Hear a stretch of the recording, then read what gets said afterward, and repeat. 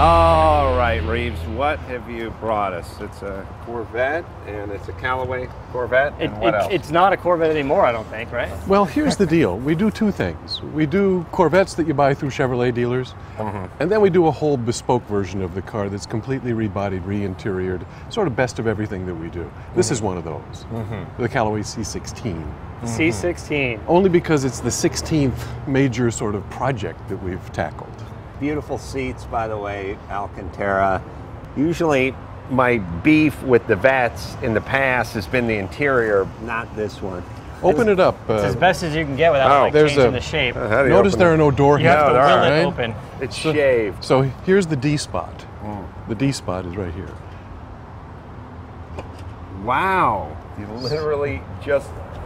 How'd you, by the way, how's that work? I'll tell you later. Yeah, beautiful. The sills are great, and it's got a little 599 inspiration. You know, we here. We licensed that to them.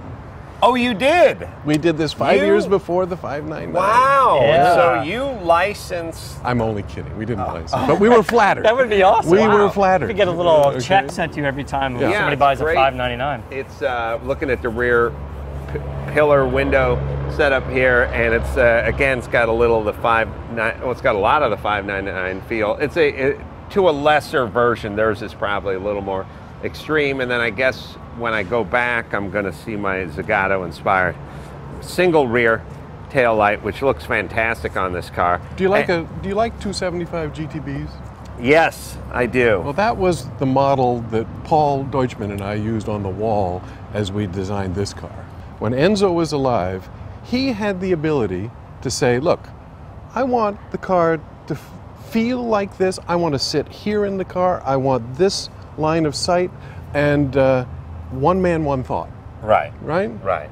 And then it became a committee. Yeah. The rear end looks fantastic on this car, better than I'm looking at the wheels as well. You've got carbon fiber barrels on the wheels. These things must weigh like 13, 14 pounds a piece. These are the world's lightest road wheel.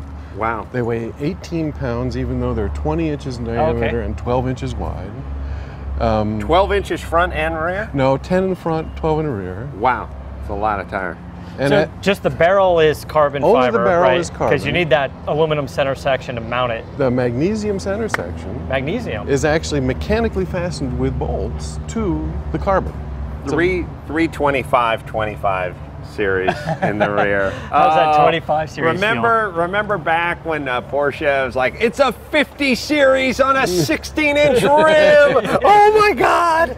It's a 225 50 on a 16-inch. They got a 16-inch rim. That was like such a big deal. Now, nothing. Oh, you kids. So where do you start with a car like this? Do you start with the aero modifications? And if so, are these... You mean in terms of designing it? No, I think you really design it for a marketplace. You know, the problem with Corvette in its place in the world is that it's a very, very good value, but it's never appealed to the guy who is really a sophisticated car buyer.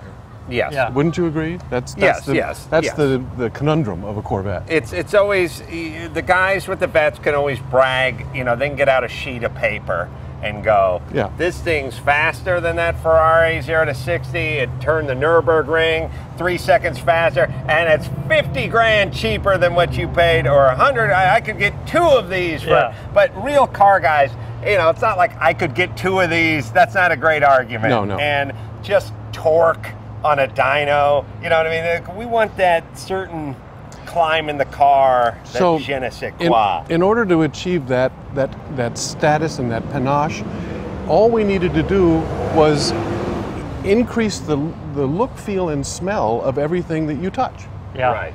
And so the body design is now broadcasts more elegance than sort of cheap and cheerful. Okay. The interior is done at the same shop in Germany that Mercedes and Porsche use. Exactly the same shop.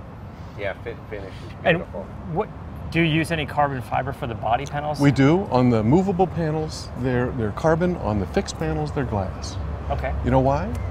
Glass takes a much better paint job than carbon does. Oh, really? Yep, much better. Never thought about that. And by the way, what are you saving? I mean, is there a real appreciable weight difference between carbon fiber and glass? We rebodied a complete car in only carbon. You know what the weight savings was? 8 pounds. 26 pounds. Oh. Yeah, and $90,000. And $90,000. You know, it would be ridiculous. Yeah, so let's open the hood and just take a look at what's going on down here. Want to hit the D spot again? Oh, yeah. There we go. Oh. Do you have to use your hand? You can use some other body piece. It's a clever play on the G spot, but the D's for door. Sorry. I get it. Sorry. Everybody uses the Eaton who needs 100,000 mile durability. That's the dirty little secret of this business, is that Eaton is the one.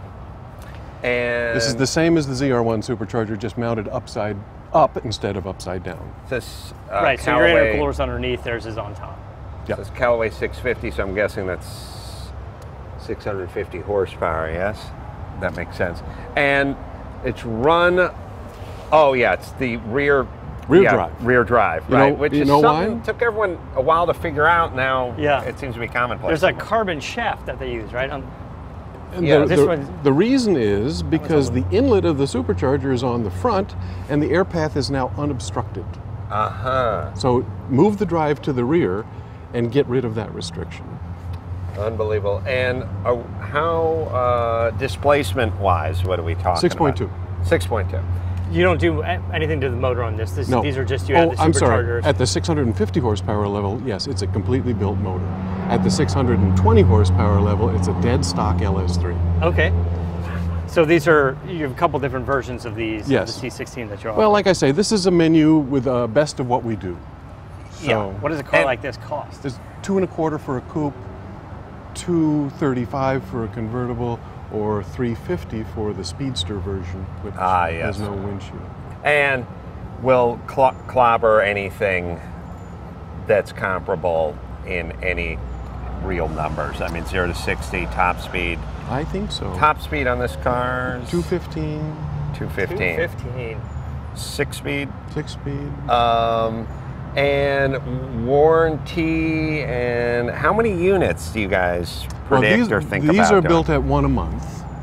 The normal Callaway Corvette that you buy through a Chevrolet dealer is 250 a year kind of thing. So a lot of units. You guys are making a lot of cars. We do. And then how much, if any, do you guys do in the aftermarket? Just, I want to buy a Callaway suspension kit for my car. For anybody who wants the stuff that we've developed for these cars, they're welcome to it. They can buy the suspension, they can buy all the carbon bits, they can buy our race knowledge from having run the race. Do they buy that from you or from the Chevy dealers? From us. From you. So the aftermarket parts they buy from you, the cars they go to dealers. Because you need a warranty, you buy them from Chevrolet.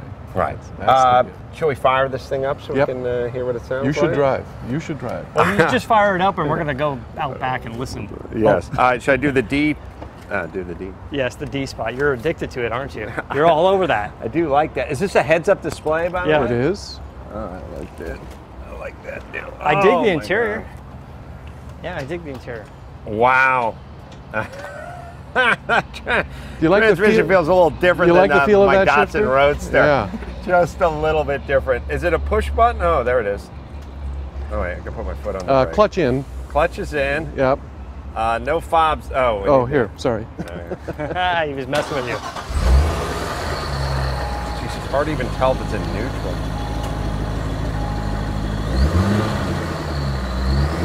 I don't want to throw too many revs in.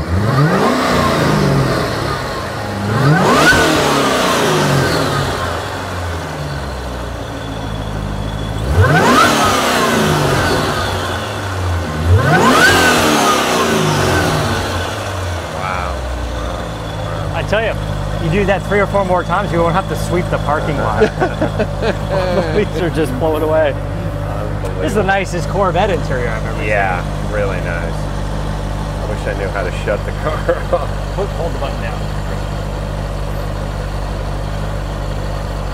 Huh? Nah? You want to know a dirty little secret? That's one way. Yeah. Yes. This car is 4 years old. Oh, wow. Really? Yeah. I was going to say, it looks pretty used to me. Reeves, this has been nothing short of a pleasure. Whenever you're in LA, Okay, pal. come by and say hi to us and bring us anything, or hang out and stare at Bob Sharp's driving suit. Say hi to those guys. I shall. I talk to Bob all the time. He's still going strong. He's still got a ton of ideas. He calls him late after those 3 glasses of wine he drinks, and his late. He's like, "Hey, come on, Bob, what's he doing?" Sam Posey was a douchebag. Don't lie to me, Bob. I know I can spot a douchebag a mile away. Don't worry about who this is. So I'm not Paul Newman. You know, I made a movie. 20 minutes into your yelling about it, Bob's wife's probably like, it's Adam again. Here you go. And the 3-hour time difference doesn't help. All right, so until next time, this is Adam Carolla from Reeves Callaway, and Matt, the Motorator DeAndrea, saying, keep the air in the spare and the bag in the wheel.